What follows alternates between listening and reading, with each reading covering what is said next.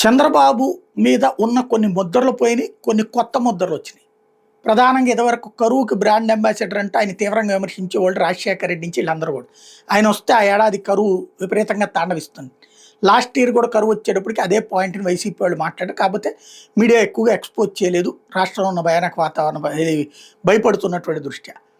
But Jagan లాంటి వాడు ఎక్కువగా మాట్లాడలేదు, కానీ చిన్న చిన్న నాయకులు ఎవరు మాట్లాడేసి తర్వాత వాళ్ళు కూడా సైలెంట్ అయిపోయారు. మళ్ళీ తర్వాత ఏమన్నా ఇబ్బంది అవుద్దామని.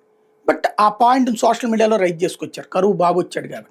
కానీ ఈ దఫా నైరుతి ఋతుపవనాలు ముందే వచ్చేస్తున్నాయట, వర్షాలు ఇప్పుడే వచ్చేసినాయి, ఎండాకాలంలోనే వర్షాలు ప్రారంభమైపోయినాయి. ఇక కరువు లాంటి ముద్ర ఉండకపోవచ్చు, ఎందుకంటే సకాలంలో వర్షాలు పడటం, ఇన్ టైం వర్షాలు అన్నటువంటిది. ఇవాళ వరకు అయితే ఇది అకాల వర్షమే కాబట్టి నైరుతి ఋతుపవనాలు ముందుకు వస్తే సకాలంలో వర్షాలు పడ్డట్టు. కరువు ఈ ఏడాది దరిదాపుల్లోకి రాకపోతే ఆయన మీద ఉన్న ముద్ర పూర్తిగా చెరిగిపోయాయి. రెండోది కొత్త ముద్ర, బాబు జోలికి వచ్చినోడు నాశనం అవుతాడు, కానీ బాబుకి ఏమీ కాదు.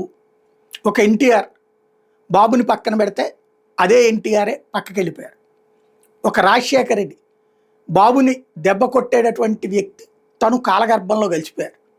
అయితే ఆయనకి ఈ కాన్సెప్ట్లో అవ్వదు, కానీ వీళ్ళు బాబుతో పెట్టుకుంటే ఎట్లా అవుతుందని ఇంతకుముందు మాట్లాడింది ఉంది. కానీ బట్ బాబు ప్రత్యర్థి మనిషిగా బ్రతికిలేరు.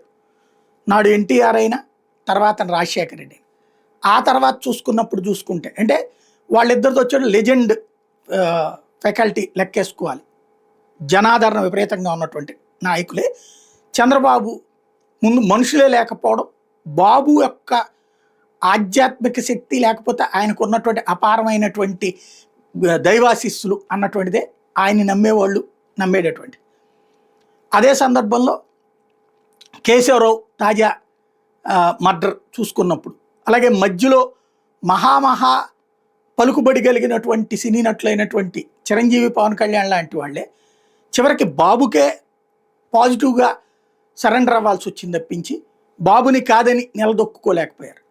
ఒక్క జగన్మోహన్ రెడ్డి మాత్రమే, రాజశేఖర రెడ్డి బాబుని తట్టుకుని నిలబడి, కాకపోతే మనిషి మరణించారు, జగన్మోహన్ రెడ్డి తట్టుకుని నిలబడ్డాడు. కానీ ఇప్పుడు 11కే పరిమితం అయ్యాడు. అంటే బాబుని ఎదిరించే వాళ్ళకే పరీక్ష తప్పించి బాబుకు కాదు అన్నటువంటిది నిరూపించుకున్నారు.